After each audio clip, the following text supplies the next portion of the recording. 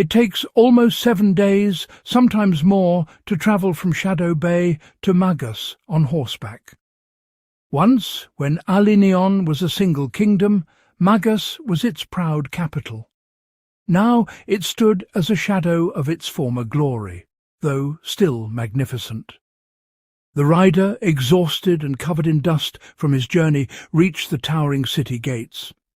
A guard spotted him, and upon seeing the urgency in his face, quickly approached. Without wasting a moment, the rider was escorted directly to the king's palace. The palace in Magas remained a marvel, as beautiful as heaven itself, adorned with golden decorations and statues of mighty kings and warriors from ages past. Despite the passage of time and political changes, its grandeur had not diminished. The guards who stood watch outside wore golden armour and rich crimson capes, symbols of the kingdom's enduring wealth and power. Inside the vast throne room, the king sat upon a throne crafted from the finest gold, listening to the petitions of his citizens. Today, however, the king sensed something different.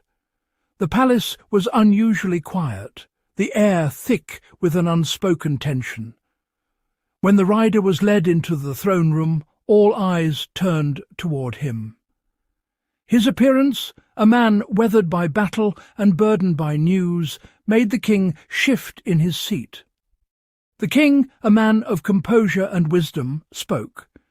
"You have travelled far. What news do you bring to Magas?" The rider, still catching his breath, bowed before the throne. "My lord, I bring tragic news. The kingdom of Shadow Bay has fallen. The city of Shadow Bay is destroyed, and King Syrian Barrel is dead." A hush fell over the throne room. The king leaned forward, his face darkening with concern and confusion. "What happened? Who is responsible for this atrocity?" he asked, his voice laced with urgency. The messenger stood tall, though his voice trembled as he recounted the horrors. "An invader army, my lord. They carried flags bearing the symbol of a raven. I have never seen such a formidable force. It was no war, no battle. It was a massacre. They brought with them strange creatures that could breathe underwater, beasts that hunted our men as if they were mere insects. And they had a warlock, my lord, a warlock of unimaginable power. Shadow Bay was overwhelmed before they could mount a proper defence." The king's expression turned grim. "And King Syrian? Did he fall in battle?" "Yes, my lord," the messenger replied, his voice heavy with sorrow. "King Syrian was captured and executed. His body now lies in the ruins of Shadow Bay, a warning to all who would resist this invading force. By now, I fear the entire kingdom is lost. These invaders will not stop at Shadow Bay. It won't be long before their power spreads across all of Alinion." Silence lingered in the throne room.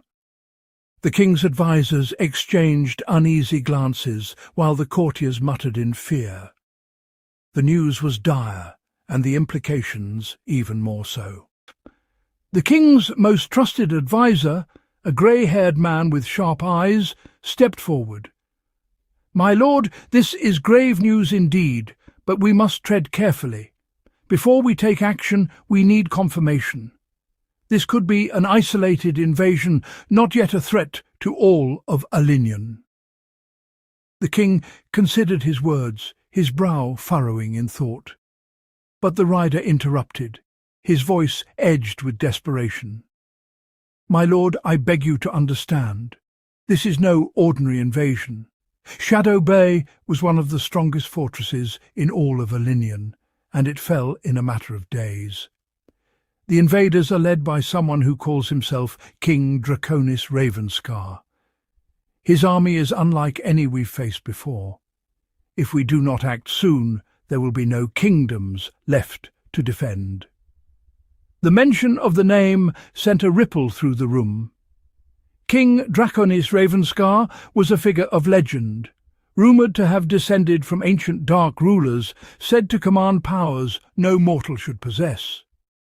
The king of Magas sat in deep thought for a moment, the weight of the decision pressing heavily on his shoulders. "Send for the healers," the king ordered, gesturing to his guards. "This man has endured much." As the messenger was led away to receive care, the king turned back to his advisers. "Send ravens to the remaining kingdoms. It's time to gather the Alinion Council," he declared firmly. "My lord," the king's adviser stepped closer, his voice cautious. "Are you sure this requires the council's attention? This could still be a single invasion, one that can be managed with our own forces. We must be certain before calling the other rulers." The king, though weary, fixed his adviser with a piercing stare. The messenger spoke the name Drakonis Ravenscar. He said slowly, each word weighted with meaning.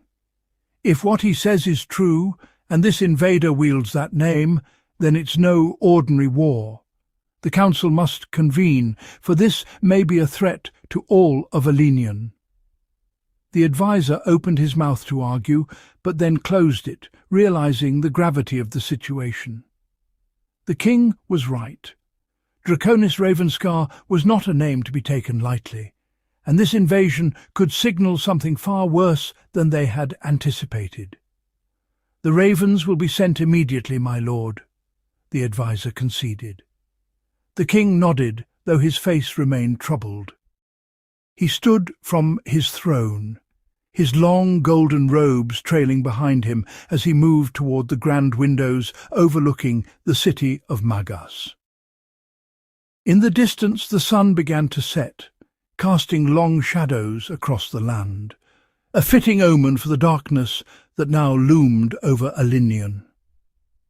"Prepare the city's defences," the king commanded softly, almost to himself. "We may be next."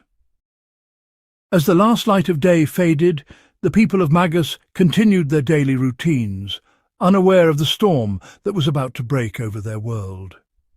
The king knew, however, that everything would change soon, and Alinion would never be the same again.